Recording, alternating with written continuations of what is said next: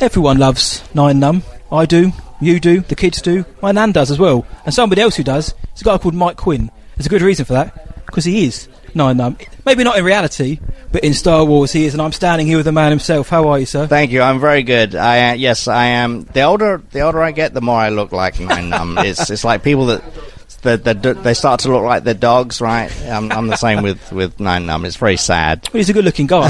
I'm looking at the display now. He's a good-looking chap. Yes. I'm also just looking at the list of credits, which anybody who knows yourself knows a very, very impressive list of credits. And Star Wars is just one of them.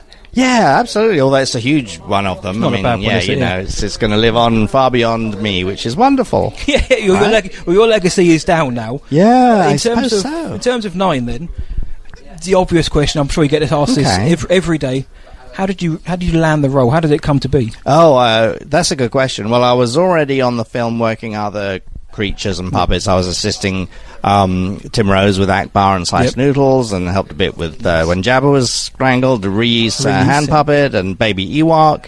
To name a few. A few bits and pieces. So I was hanging around the workshop, and the creature workshop, and saw the Nien Nunb mask, and Phil Tippett was saying that this has been pulled forward to become the co-pilot for Lando, and it doesn't have any articulation in the face. It's got dialogue, but there's no mouth movement.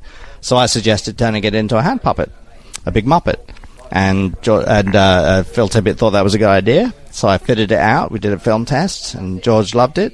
And suddenly I got myself the job. Well, you wouldn't know that. I mean, I've got the scenes in my head now when you're in the cockpit, and that's a puppet. Yeah. Yes, it's a hand puppet, essentially. So I'm laying on my back with my hand in the air. Yeah. I just assumed it was somebody in there working it. The thing is, they didn't really have a good way of making the mouth move really nicely at the time. Now, I imagine. So now it's all radio control and stuff like that. But it was essentially a big Muppet. Yeah. Nice. Unlike Nien Nunb was a respected member of the rebellion and the resistance. Let's just say that. How would you describe his role then in those two factions in the galaxy? Absolutely vital. Without that, everyone would have been hosed. Basically, without him, I think he's the center of it all, the core to it all. He's the key to everything. He rescued a bunch of Leia's people, apparently, in the extended universe stuff, didn't he? From was it Alderaan? So that's kind of interesting. Pre-explosion, yes. Yeah. So that's kind of interesting. No, he's great. He's a great character. A lot of history there with him. Well, did you think... So you filmed him for Return of the Jedi way back when. Mm-hmm. Did you ever think 40-odd years later he'll be back for the sequels, and also in the Rise of the Resistance riding Galaxy's Edge? Well, I did. I always wanted to do him again, and I figured they would at some point make the final trilogy. But I thought, well, it probably won't be with George, but it might be with someone else. And I was thinking, I don't know, someone like Ron Howard, for example. And of course, he ended up, Solo. Yeah, exactly. Yep. So, but. And it didn't happen with the prequels. I was hoping to do him in the prequels. But you worked on Attack of the Clones, didn't you? I did as an animator, character animator. So then when the new trilogy came along, I thought, okay, this is my chance. This is my chance. Did a few calls were made, a few texts were sent? I sent an email to JJ, actually.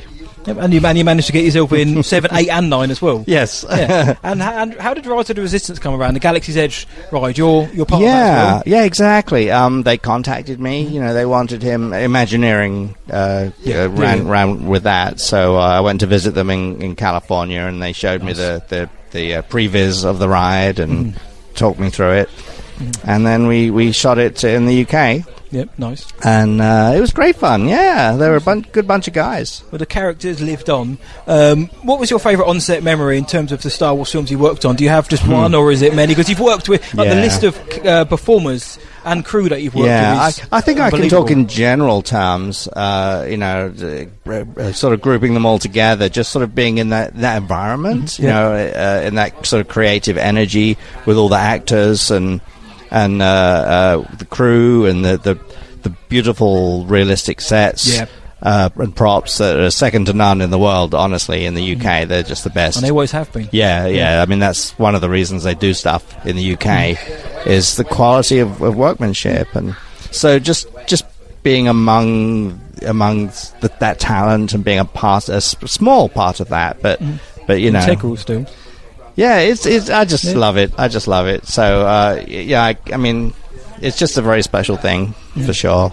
Well, I mean, the final question I've got then is, Nien Nunb, you've been Nien for 40 odd years now. What does the character mean to you then?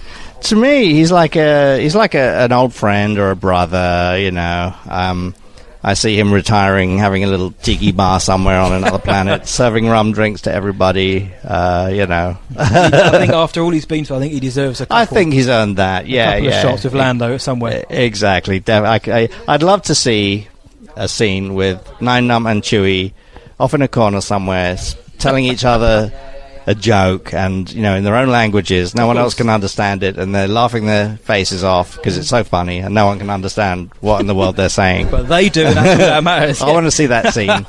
Well, maybe if you could put in a few calls to maybe Kathy Kennedy. Indeed. Maybe, just absolutely. Have a word. Next if we could time. Just film this for the next season of whatever the stream is. Yeah, absolutely. Just on that as well, I mean, obviously when you've seen Star Wars, you've been part of it and seen its exponential growth.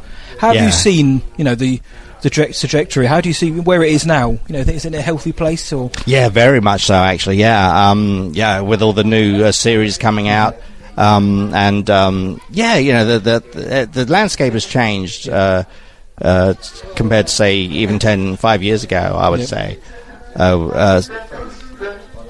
You may have that conversation after all. It's Chewie, but oh yes, so I think we're in a good place. I'm excited with what's coming down the line. Yep.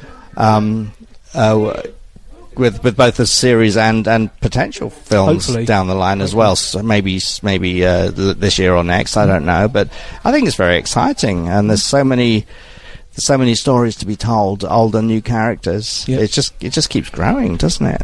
Well, hopefully we can see you back in the franchise, the galaxy. Oh once yes, again, Mike, for future stories, whether that is as Nien or both, another character of which you've got the capability more so to play. Indeed. Lovely. Thank you so much, Mike. Thank you so much. Yeah, take care. Cheers. You too.